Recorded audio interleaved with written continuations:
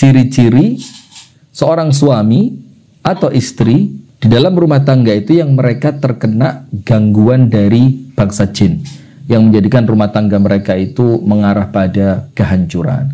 Baik Ustadz Abu Hilal, langsung saja Ustadz, apa kira-kira ciri yang bisa dilihat Ustadz kalau rumah tangga itu ada indikasi terganggu oleh setan dari bangsa jin? Iya. Terima kasih banyak pada Ustadz Beki yang telah menyampaikan beberapa pertanyaan. Saya kira itu cukup bagus sekali, karena itu banyak hal yang terjadi keretakan rumah tangga, bahkan perceraian, sampai terlantarnya anak istri, berubahnya perilaku mereka karena gangguan jin dan syaitan ya.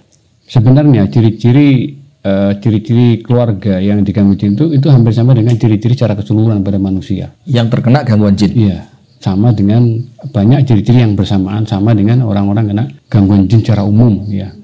Yang pertama apa? Yang pertama itu ada rasa malas untuk beribadah kepada Allah. Ini malas sekali, terus kemudian ibadah malas, baca Quran malas, bahkan untuk komunikasi sama istri itu juga malas juga tuh. Jadi tidak ada kemauan untuk komunikasi, membantu istri, karena membantu istri bagian daripada ibadah kita kepada Allah. Nah, maka seorang suami yang tidak membantu istrinya, tidak punya kepedulian kepada istri itu, jadi salah satu makar setan untuk tidak punya komunikasi yang baik. Ya, itu pertama rasa. Tapi bukannya kalau malas ibadah itu normal aja Ustaz? Dalam artian normal itu ya ada orang nggak kena jin tapi ya ibadahnya malas gitu. Iya, makanya ini kan ciri secara umum. Secara umum. Umum itu bisa juga karena faktor psikis. Karena ada orang kena ada tekanan apa itu ekonomi, beban pekerjaan, ya itu juga bisa menjadikan pemicu orang malas. Tapi juga ini juga bisa disebabkan salah satunya dikarenakan gangguan jin. Karena jin itu akan mengajak kita untuk bermalas-malasan semuanya. Nah, malas.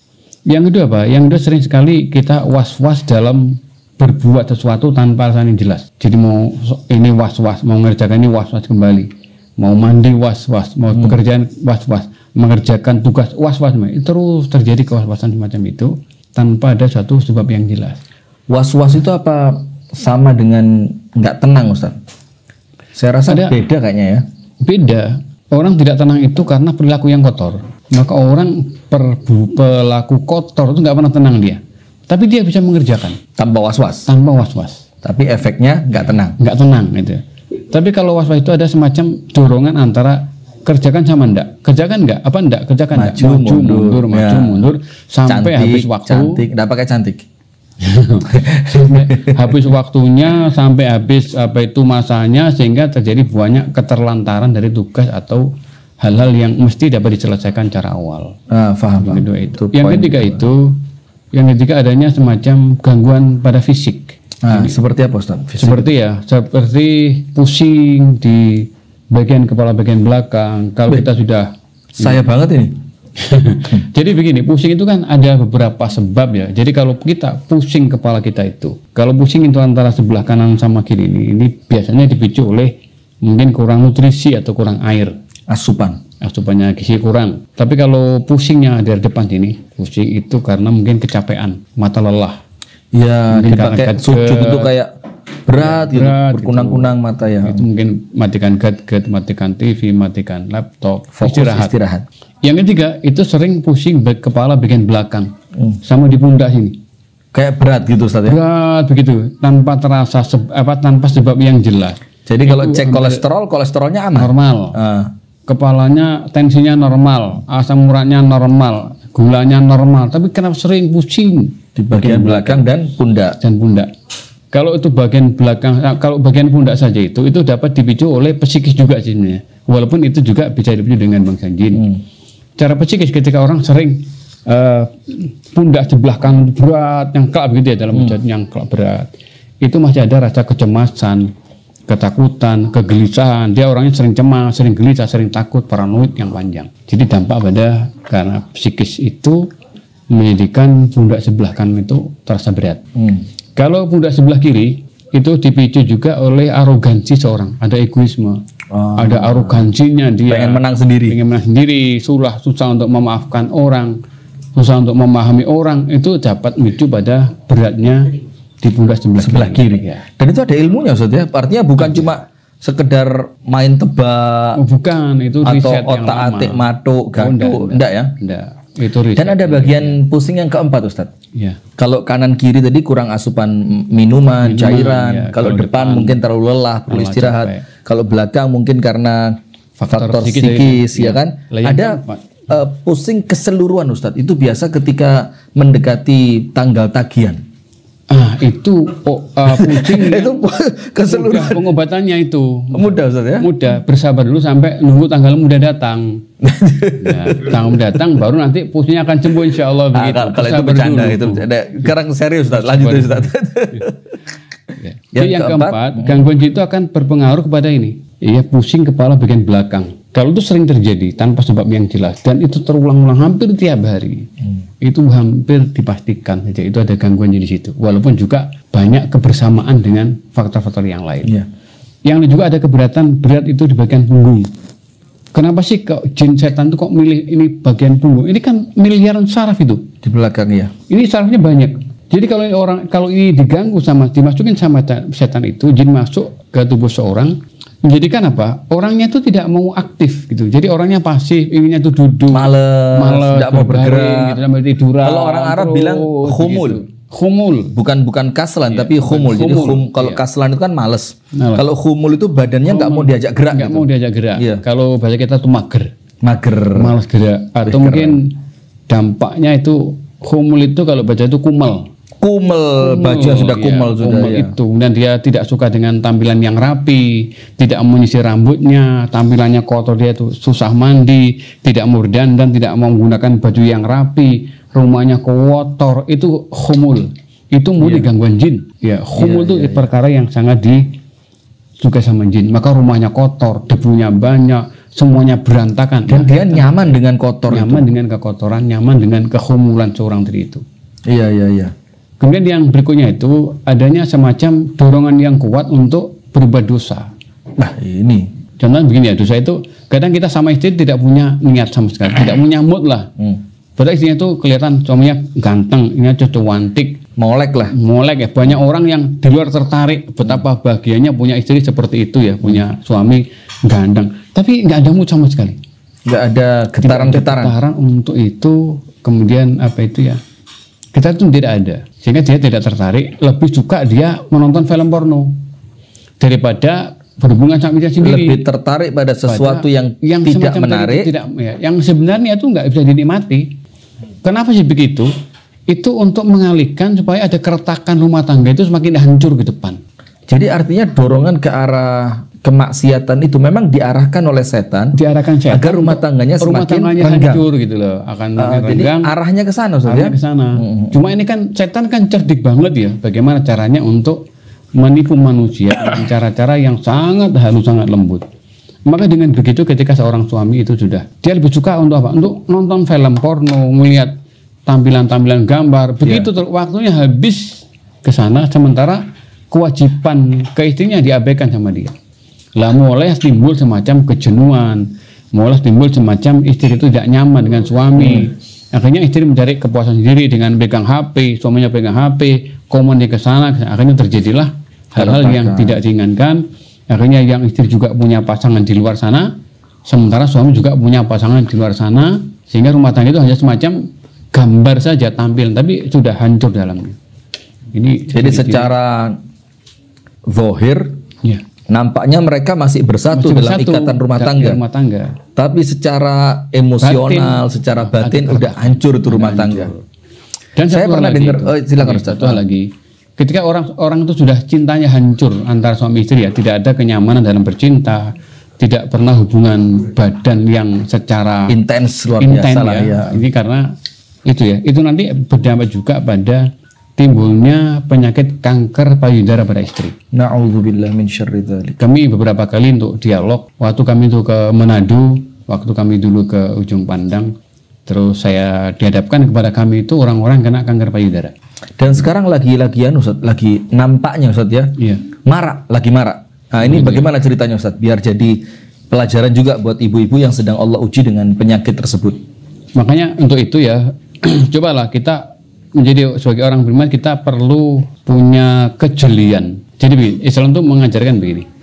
Untuk kita mengobati penyakit kita itu perlu kita mengetahui sebabnya dulu itu apa. Saya pusing. Kan saya pusing. Yang tak minum apa ya? Saya makan apa ya? Itu nggak pas. Sebabnya apa ya? Cari sebabnya. Kenapa saya pusing? Sebabnya apa? Kemudian saya kena kanker payudara. Sebabnya apa ya gitu ya?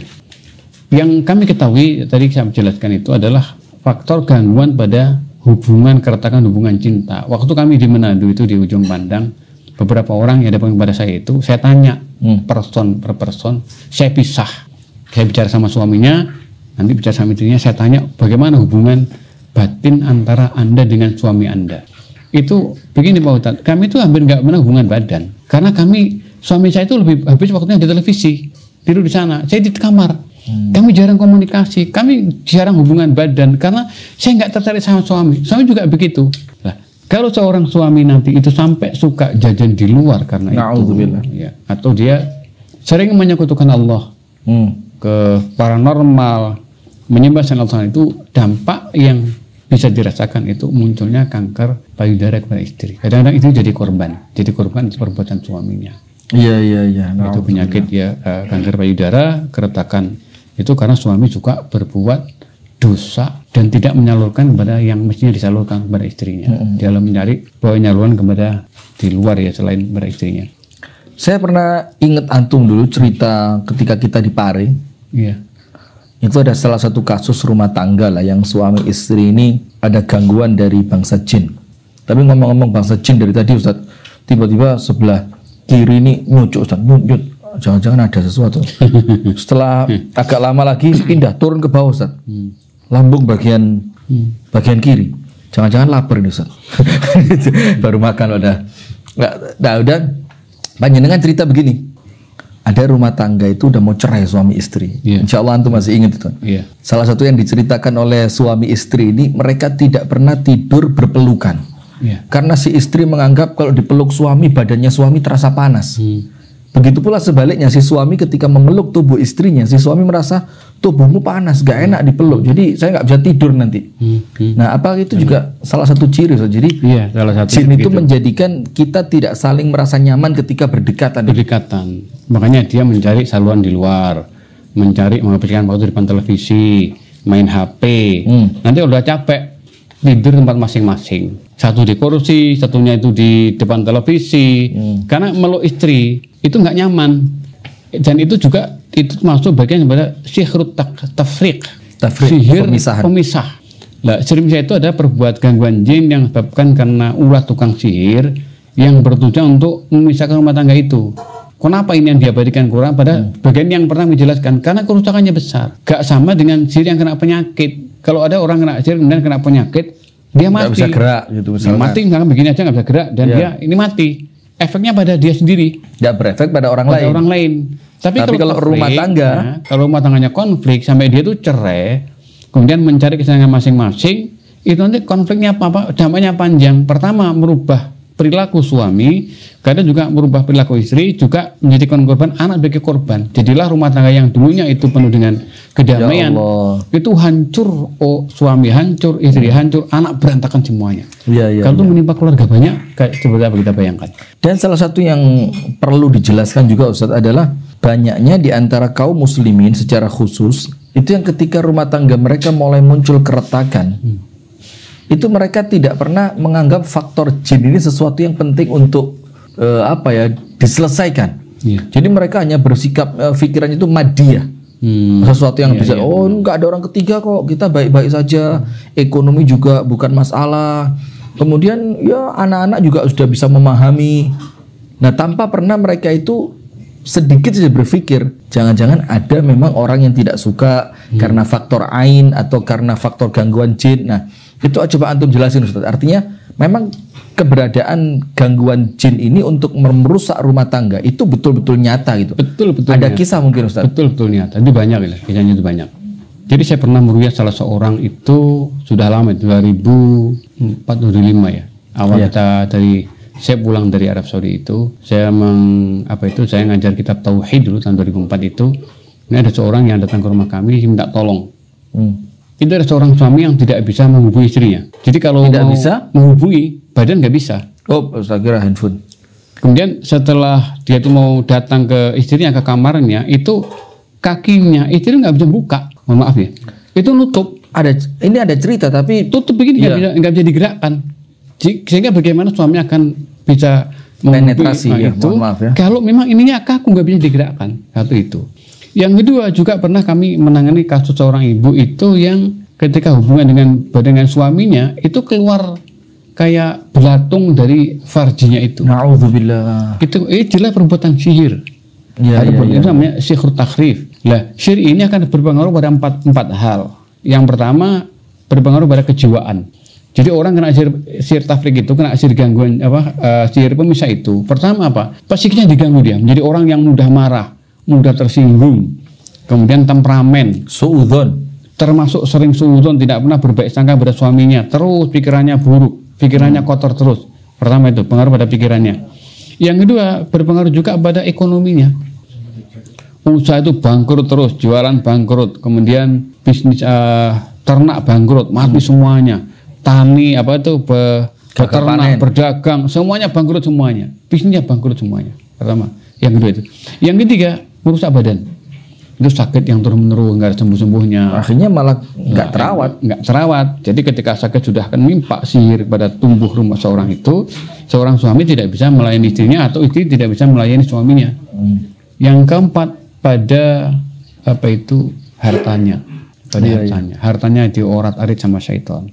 Sehingga usaha dulu yang menjadi orang kaya bangkrut total tanpa sebab yang jelas. Tapi kalau kita mau bicarakan secara teori manusiawi, sangat pas yang panjenengan bilang, karena ketika yang pertama diserang psikisnya, maka tentu usahanya dia nggak akan fokus kan di sana. Nggak fokus. Sesuatu kalau nggak fokus ya rusak. Kemudian tubuh pun kalau kita udah pikiran rusak, tubuh nggak terurus. Yang terakhir dia akan susah untuk mengembangkan hartanya. Dan sejahat itu ya dia yang rusak. Jadi sampai keluar belatung dari kemaluannya. Saya pernah meruqyah orang yang keluar belatung. Dia usia 37 tahun. Suaminya itu masih muda. Waktu kami ruqyah itu sampai mulutnya ini membuka begini. Jadi benar-benar keluar belatung, Ustaz ya? Ya, keluar belatung dari farjinya itu. Terus bagaimana suami akan menghubungi kalau kan menjijikan itu? Tentu. Itu apa itu? Sampai dia berkali-kali ke paranormal, ke sana kemari untuk berobat. Tidak, Allah nggak berikan kesembuhan. Allah nggak ridho dengan cara itu. Mungkin cara yang nggak benar ya. Akhirnya ya qadarullah waktu itu kami masih baru mendalami dunia jin dan setan. Kita baru meruqyah. Waktu kami ruqyah kami juga belum tahu kelanjutannya seperti apa. Kisahnya seperti apa. Tapi yang jelas orang ini setiap mau hubungan itu keluar belatung dari farjinya. Sehingga suaminya tidak mau. Kemudian begini Ustadz, ada satu cerita juga, antum juga yang ceritain. Ini di suatu daerah Ustadz ya, kita nggak nyebutin tempatnya lah. Tapi insya Allah antum ingat. Ketika antum masuk ke rumahnya si ibu tadi, itu rak-rak buku di rumah itu bergetar. Iya ya Allah. Dan kemudian si ibu ini ternyata sudah beberapa kali berganti suami karena terjadinya perceraian kan? Iya betul. Setelah diruqyah ternyata keluar kalajengking dari kemaluannya. Iya betul. Nah, itu bagaimana ceritanya? Itu ada dua kasus itu. Sama seperti itu? Iya ada dua kasus. Enggak, ini kasus yang berbeda. Yang satu itu memang ini rumah tangga yang retak ya. Kemudian kami ruqyah rumahnya, saya datang ke rumahnya beliau, rumahnya jauh itu di pesisir Jawa Timur sana jauh. Yeah. Itu begitu kami ruqyah itu dengan keluarganya, begitu dia selesai duduk sana, dia kan pingsan. Iya. Yeah. Jadi kalau pingsan, setelah pingsan dia itu berdiri, pergi di tempat dia pingsan tadi itu, di tepat di arah farjinya itu keluar kalajengking yang warnanya hitam pekat.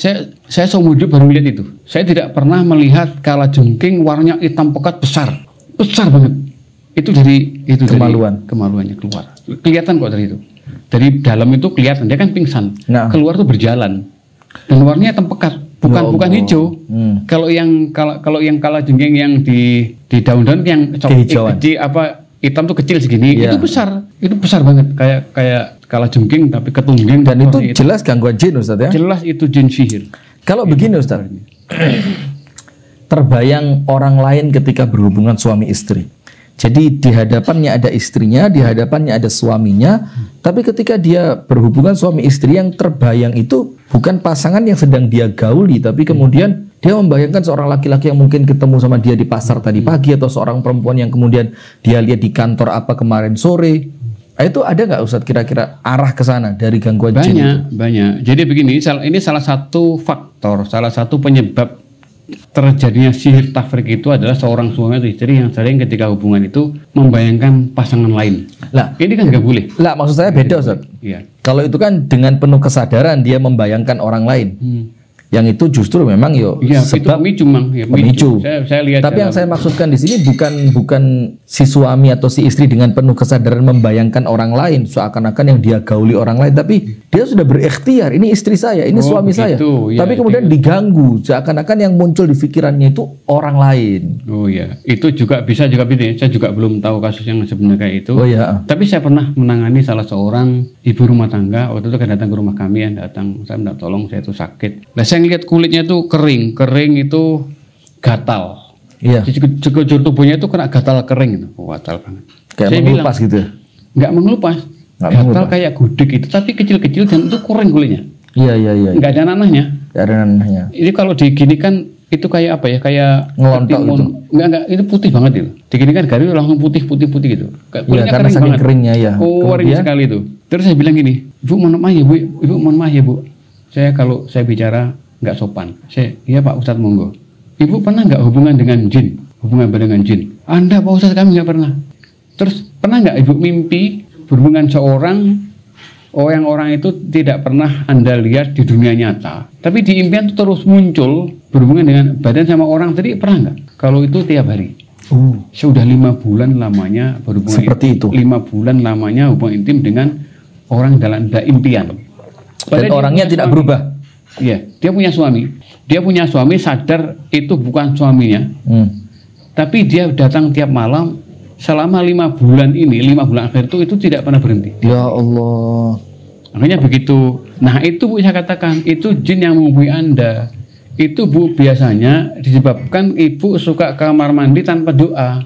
Itu yang jin asyik tadi itu. Akhirnya jinnya kepincut, melihat aurat Anda. Akhirnya senang, maka dibuatlah. Maka jin akan mengganggu lewat masuk alam bawah sadar kita. Iya. Jadi saya sampaikan ke ibu, makanya kalau kita mau tidur doa dulu kamu tidur. Nanti masukkan ke otak sadar kita itu untuk menolak setiap apapun yang dikasihkan orang ke kita untuk makan atau minuman. Contoh minuman, dikasih minum orang dalam mimpi, usahakan otak sadar kita menolak. Aku tidur. Gimana saat mimpi? Makanya kalau otak sadar terlatih, itu bisa menjadi jawaban pada otak bawah sadar. Oh begitu. Kita terlatih untuk menolak, dikasih ini, dikasih itu. Kita artinya melatih apa Ustaz? Melatih mendoktrin pola pola pikir ketika sadar, bagaimana menguasai nafsu, menguasai kehendak kita, menguasai kesadaran kita itu. Kalau sudah begitu, nanti begitu di alam bawah sadar, itu kita bisa menolak. Ada kekuatan untuk itu. Kekuatan menolak karena terlatih pada otak sadar kita itu. Nah ibu tadi ngaku enggak kalau dia ke toilet jarang berdoa? Iya, ternyata iya. Yang kedua apa? Dia sering mimpi itu dikasih makan orang. Awalnya dikasih makan, diterima sama dia. Orangnya itu juga itu. Waduh, dalam mimpi ya? Dalam mimpi, dia kasih makanan, diterima, dimakan sama dia. Dikasih dalam mimpi pernah. Minum, diterima sama dia. Dan yang terakhir kasih uang 50.000. Dia ingat, diterima sama dia. Nah, setelah itulah sering komunikasi. Muncul hubungan selama 5 bulan. 5 bulan tanpa henti. Dan saya tanya, ibu, yang menikmati enggak itu? Iya Ustaz, saya enak. Bahkan hubungan kami itu enaknya kenikmatan melebihi pada suami saya. Lebih nikmat daripada ketika saya dihubungi sama suami saya. Oh, serem sekali Ustaz ya? Ya banget gitu ya. Saya nggak sampai hati, sampai gimana ya? Akhirnya gini, udah gini aja Bu. Anda itu sekarang dikumpuli jin selama 5 bulan berturut-turut. Sebelumnya sudah berkali-kali ya kan? Iya Pak Ustaz. Itu hampir 2 tahun katanya. Cuma yang intens itu 5 bulan itu. Waktu dia datang ke rumah saya itu. Iya. Udah gini aja Bu, tolong didatangkan dong orang yang dimimpi sama hadirkan ke sini. Gimana Ustaz?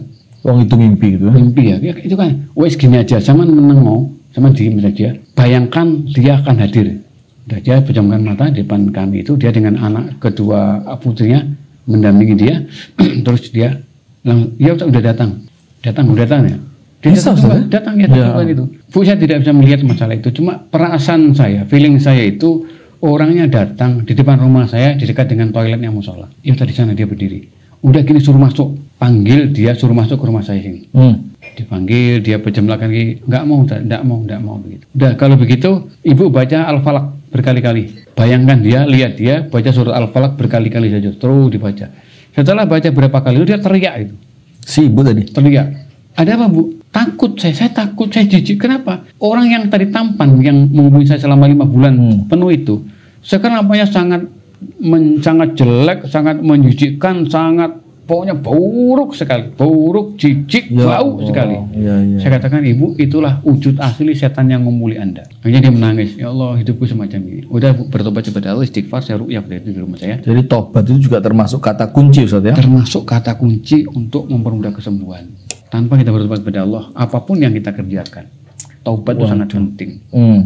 Nah, akhirnya ibu, tolong silakan ibu duduk aja di situ, biar saya bacakan Al-Quran, mohon pada Allah yang menyembuhkan, saya bacakan saja, ibu bikin saya baca Al-Quran, masukkan Al-Quran ke telinganya ibu, masukkan sini, pun diolah datanya ini, diolah suara Quran masuk ke kepala, turun ke bawah sampai ke ujung kaki, latih untuk memvisualisasikan ayat yang saya bacakan tadi, masuk ke sini, scan ke bawah.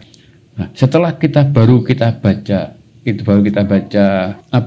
surat Al-Fatihah ayat kursi belum selesai, dan dia mulai membayangkan suara Al-Quran masuk ke dalam tubuhnya dia, itu kepalanya terjungkal-jungkal hampir kena itu lantai ya. Saya kata, ibu kenapa? Saya didorong, kepala saya didorong, dibenturkan ke lantai berkali-kali. Hanya doa, ya Allah, selamatkan hambamu ya Allah, ini hambamu ya Allah yang dizalimi oleh musuhmu ya Allah, selamatkan dia ya Allah. Hanya Engkau bisa menyelamatkan kami ya Allah. Saya katakan begitu, saya baca Al-Fatihah kembali, saya tiupkan ke tubuhnya dia, akhirnya bisa tenang. Sampai ruqyah selesai, itu Alhamdulillah tidak terjadi, dia didorong-dorong kembali itu. Dan saya ketemu sekitar 3 bulan kemudian, saya ketemu. Nah, qadarullah itu saya naik motor, orang ini motornya kehabisan bensin. Jalan sama anaknya tuh dorong gitu. Ya Allah kasihan. Saya katakan, saya kan pakai helm, pakai masker waktu itu, saya tutup ya. Saya lihat, loh ini ibu yang dulu ke rumah saya. Ibu kenapa bu? Habis bensin Pak. Ayo habis bensin Pak. Udah, ibu diem aja, saya belikan bensinnya. Akhirnya saya pakai cepat, ambil bensin, saya isikan ke dia. Ibu dulu yang pernah ke rumah saya bu. Loh siapa? Bapak siapa? Saya buka helm saya. Ya Allah Pak Ustadz. Oh iya. Gimana bu? Ustadz alhamdulillah nih, saya hilang semuanya. Sakit kulitnya hilang. Sakit kulitnya bersih kembali. Sudah itu mimpi, nggak pernah datang lagi. Tapi orangnya sudah cerai sama suaminya, sudah terlanjur cerai. Gara-gara dimulai dari suka masuk kamar mandi, nggak berdoa, kemudian dia lupa berzikir kepada Allah, juga sering mengabaikan. Ada kasus seperti ini Ustaz. Suami istri ini mereka awalnya saling cinta. Ya betul-betul suka lawang nikah tanpa paksaan gitu kan. Tapi tiba-tiba tanpa diketahui sebabnya, itu muncul ketidaksukaan kepada pasangannya. Pokok saya tidak suka gitu. Ditanya kenapa? Apa dia sekarang jelek? Ya enggak. Apa dia suka bantah? Tidak pernah bantah. Terus apa dia kalau ngomong kasar? Ya enggak pernah kasar. Terus kenapa kamu nggak suka kok pengen cerai? Nggak tahu, seperti ada dorongan aja, kayaknya saya harus cerai aja sama dia. Itu berarti bisa jadi betul-betul bisikan jin Ustaz ya? Bisa jadi sangat mungkin dari bisikan jin. Tapi kadang-kadang orang itu kan tidak mau mengakui semuanya. Kadang-kadang ada sih orang yang tidak jujur, disembunyikan. Oh saya tuh tetap, suamiku baik kok, suamiku ya nggak pernah kasar, tapi dia sering kasar. Kadang-kadang muncul semacam kebencian atau kejenuhan yang memuncak. Kadang-kadang istri itu ketika sudah pada puncak kejenuhannya sama suami, dia akan berbuat sesuatu yang tidak pernah kita bayangkan sebelumnya. Karena kejenuhan yang bertumpuk-tumpuk, jenuh terus, dizolimi, dikasari. Kalau orang kejenuhan puncaknya, yang akan muncul kebencian, sehingga semacam komunikasi nggak mau, dekat nggak mau, nggak nyaman, mati rasa. Walaupun dia tahu suaminya itu begini, suaminya gini. Itu salah satu pemicunya adalah psikis. Iya. Terus kemudian ciri-ciri apa lagi Ustaz yang betul-betul artinya, kalau tadi kan ciri secara umum yang bisa jadi dialami oleh setiap orang yang terindikasi gangguan jin. Sekarang yang kayaknya hanya terjadi pada rumah tangga. Iya. Ada nggak sampai mempengaruhi masakan, mempengaruhi bau tubuh atau yang lain Ustaz? Iya, semuanya akan bisa masuk ke sana. Jadi tadi itu kan yang sangat dominan dari beberapa poin itu, yaitu ketidakmauan, ketidaksukaan istri atau suami kepada pasangannya. Iya. Itu sangat pokok enggan lah. Ya, enggan dengan tanpa sebab yang jelas. Iya. Kemudian juga kadang ada semacam jin merusak lewat tampilan. Jadi begini, misalkan gini, ini kasusnya banyak. Seorang suami itu masuk ke rumah istrinya, dia pulang. Begitu masuk, mengucapkan Assalamualaikum, datang ke rumahnya. Istrinya mengatakan Waalaikumsalam, biasa. Tapi akhirnya suaminya itu masuk saja. Seperti tidak ada apa-apa. Nah, akhirnya suaminya bilang, istrinya bilang, sudah jarang pulang itu nadanya marah-marah. wajahnya nggak nyaman, istrinya bilang begitu. Loh, Padahal wajahnya biasa aja wajahnya mungkin. biasa itu, wajahnya biasa. Itu banyak kasus wajahnya biasa aja. Loh, terus aku tuh nggak pernah. Setiap saya pulang, saya minta Biasa, assalamualaikum. assalamualaikum. Saya juga nggak pernah masuk kalau tanpa senyum. Saya tuh senyum terus. Saya senyum. Saya mengucapkan assalamualaikum.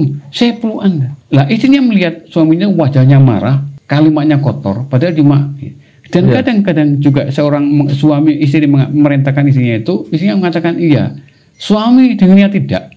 Berkali-kali kamu saya suruh, kamu nggak bilang enggak. Setiap saya perintahkan sama mengatakan dia nggak mengerjakan. Padahal nggak ada itu. Tidak ada. Istrinya juga tidak mendengarkan kata-kata itu. Wah, aduh, culas sekali jin ya. Jin, makanya inilah diperlukan kita harus sering tabayun sama istri. Komunikasi. Komunikasi. Bilang begini, sih Toma atau Bu atau apa ya, yang ini berapa hari kok Saya gitu. Saiton. Ini berapa hari kok saya lihat sama kok tampilannya beda yo. Saya mengucapkan salam nggak pernah jawab. Wajah sama itu kayak orang murah. Mendingan. Perintah kok nggak pernah dikerjakan. Nah, Nanti akan muncul jawaban. Nah, ada jawaban. Oh enggak, biasa aja. Ya. Baru mereka bisa antisipasi. Ada salah seorang, itu mohon maaf ya, ini terjadi pada diri kami sendiri. Nah, Saya berkali-kali diadu sama syaitan. Saya bilang waktu itu, istri bilang ke saya, "Pi tolong ya hari Minggu bantuin saya kerja sini ini." Saya bilang waktu itu, Mi, mohon maaf ya hari Minggu itu saya ada kegiatan taklim tabligh akbar di sana, di wilayah sana. Saya nggak bisa bantu. Sebaiknya nggak usah jualan lah sudah, atau ambilkan saja milik pelanggan, ini bagikan sudah selesai. Karena kami tidak mungkin akan menggagalkan taklim dalam waktu yang hanya kurun waktu 2 hari. Itu hari Minggu, hari Jumatnya istri itu bilang. Saya bilang apa? Saya tidak bisa karena hari Minggu besok itu saya ada kegiatan di sebuah luar kota. Hari Minggunya istri itu marah-marah sama saya karena dia mau ada kegiatan pelatihan holistik. Ya, jam 8 malam itu, lo kok wajahnya kok istri kok berbeda, kok nggak seperti biasanya itu, lo kok cemberut, kok diem, kenapa? Saya kan pulang duluan, saya sampai rumah kan sekitar jam 2 siang. Itu ada kegiatan sampai setelah Isya, habis Isya dia pulang nyampe rumah sekitar jam 8. Setelah itu saya tanya, Mi ada apa? Kok begini? Nggak ada apa-apa. Lo nggak boleh begitu, bilang dong, saya bilang. Ya dia cerita, apa itu gimana sih? Gimana apa? Kemarin cuma saya bilang, tolong hari Minggu saya dibantu ya, bisa ada kegiatan gini. Lah terus apa? Abi kan bilang iya, tak bantu, kan begitu. Padahal antum ngomongnya nggak bisa. Nah, saya ngomongnya nggak bisa. Coba ini kejadian yang real gitu pada diri saya sendiri itu. Wah, saya bilang saya tidak bisa, saya ada kegiatan. Ustaz, jangan-jangan pernah masuk toilet tanpa doa tadi. Kalau ini kan dari domba kita, dari domba gitu ya. Jadi kadang-kadang istri itu mengatakan iya, suami bilang tidak. Kadang istri senyum, suami melihat. Jadi sampai seperti itu, Ustaz ya. Dan itu kejadian yang menimpa kami sendiri. Masya Itu berkali-kali diganggu di situ. Sekiranya Allah nggak memberikan pertolongan kepada kami, Allah nggak nolong dengan rahmatnya, dengan itu seperti apa? Kami udah marah sama istri, dia marah sama kami, pasti akan cekcok. Bahaya juga Ustaz ya. Akhirnya kami tabayun. Oh ternyata ini permasalahannya. Akhirnya kita peluk dia. Ya Allah, saya nggak pernah begitu. Demi Allah saya bilang, saya mengatakan begini. Enggak, Abi itu bilangnya begitu. Saya bilang, Abi bilang begini, saya gini. Nah sudah. Sekarang kalau faktor harta haram Ustaz. Oh iya. Harta haram ya kan. Misalkan dia bekerja di tempat-tempat yang oleh syariat dilarang. Dia bandar judi gitu kan. Atau dia rentenir yang minjemin orang duit, nanti baliknya nambah sekian persen, nganakno duit itu kan. Itu bisa, kalau bisa ya tentu saja. Tapi besar nggak pengaruhnya untuk narik jin? Ya, sangat besar. Lebih-lebih kalau uang riba sudah. Saya sampaikan berkali-kali dalam kajian kami, ada 3 hal yang menyebabkan problem itu nggak ada solusi, penyakit nggak ada obat. Jadi, tunggu dulu, problem tidak ada solusinya, kalau penyakit nggak ada obatnya sama sekali. Waduh, bahaya ini. Apa itu Ustaz? Yang pertama, orang yang suka memutuskan silaturahmi. Orang yang mudah nyatur orang, begitu marah diputus silaturahmi, putus sana, itu kalau punya masalah. Nggak selesai. Kalau sakit, tidak ada kesembuhan. nggak sembuh. Yang kedua, ada orang yang makan riba. Orang yang pemakan riba itu kalau punya problem, tidak ada solusi sepertinya. Kalau kena penyakit, lebih gangguan jin, itu hampir diruqyah seperti apapun nggak ngefek. Cuma ada reaksi tetap sebelum dia meninggalkan ribanya. Sudah banyak kasus sudah saya jadikan bagian riset penelitian kami. Siapakah sih orang yang sebenarnya tidak bisa dapat disembuhkan, orang yang tidak ada solusi, Itu sebabnya apa? Oh, yaitu orang yang makan harta riba, termasuk orang yang rentenir, orang yang meminjamkan uang, kemudian beranak pinak banyak. Itu kalau kena problem nggak selesai. Sakit, kena penyakit susah diobatkan dengan cara apapun saja.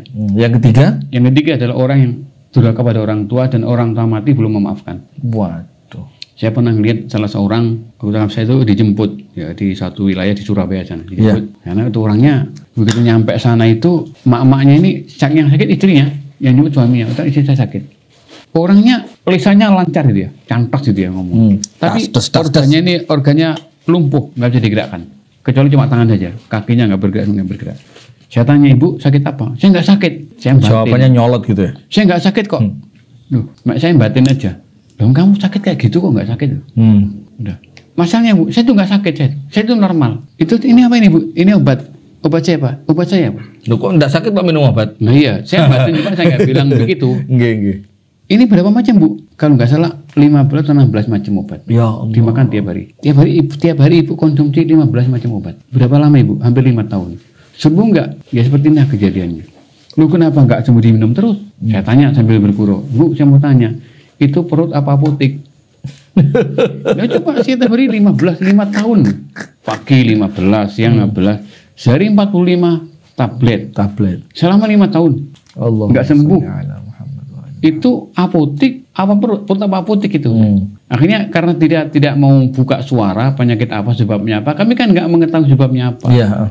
Cuma kata dokter itu normal sebenarnya, cuma karena hipertensi, stroke, padahal sering tensi itu nggak besar, tensinya nggak tinggi begitu, nggak terlalu tinggi. Akhirnya saya minta saya ambil kertas saya ambil ballpoint di tas kecil saya itu, ibu tolong tulis 3 alinea kalimat. Anda buat sendiri kalimatnya itu, jangan bikin cerita atau cerita kancil mencuri ketimun, nggak usah. Saya udah paham cerita itu. Ibu tulis apa adanya juga. Tulis menurut pikiran ibu sendiri. Kalau ditulis tuh, saya baca tulisannya 3 alinea nggak lengkap. Saya lihat, ibu punya marah sama siapa? Ibu pernah nggak punya rasa marah, dendam yang jengkel yang sampai sekarang belum bisa hilang? Ada nggak bu? Ibu jujur aja, bilang apa aja. Biar jenengan saya bantu, Allah memberikan kesembuhan.